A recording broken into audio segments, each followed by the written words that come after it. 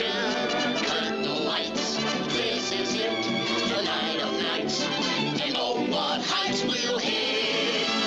On with the show. This is it. Hey, this is Goose on with the show here to bring you another film that I wanted to talk to you about.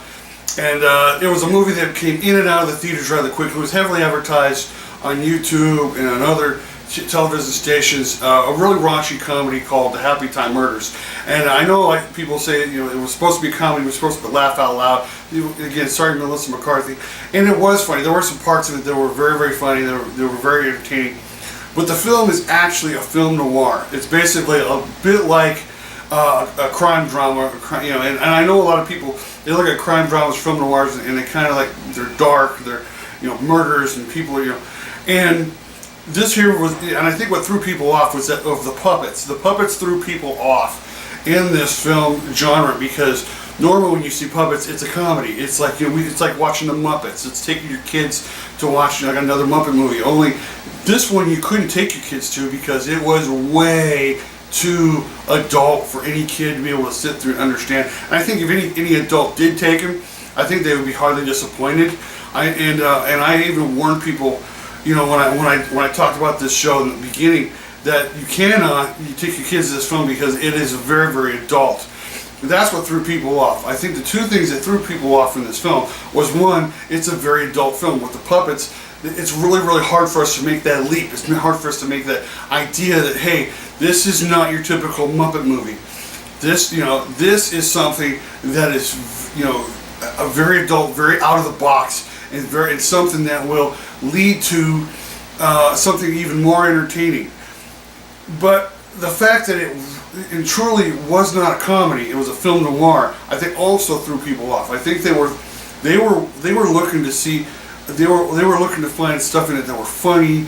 They were going to laugh. They were going to laugh through the whole film, and what they got was this detective drama instead. Detective drama with a lot of laughs, and it threw people off because it wasn't what they were expecting. Now again, the trailers may have made it seem like it was going to be this raunchy comedy with puppets, but the fact that it became a different type of film altogether, I think again it threw people off and they weren't sure what to expect. Now this is not unprecedented. Back in the 80s, there was a movie called Blade Runner. And people thought for sure that Blade Runner was this great sci-fi action film, and they were going to watch it, you know, and it was going to be this great thing they were going to talk about when they got home. And it ended up also being a film noir, and it threw people off, and it didn't get big reviews either, and it didn't do well at the box office.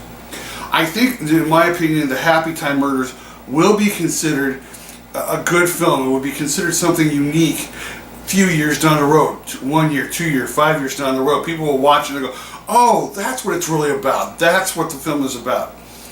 And they'll be able to see it and be able to give a fresh critique to it. But until right now, I encourage, right now, any adult who wants to watch something different and unique, see the Happytime Murders. I found it entertaining. I think you would find it entertaining too. And again, it's a more adult film. I think it's something for older teenagers to watch and they would get a kick out of. And I believe that if you were to just take it with an open mind, you'd be able to find how entertaining it is. I'm Goose on with the show. If you like the video, give me a big thumbs up. Click the subscriptions and the bell down below for new notifications because I do put out new videos all the time.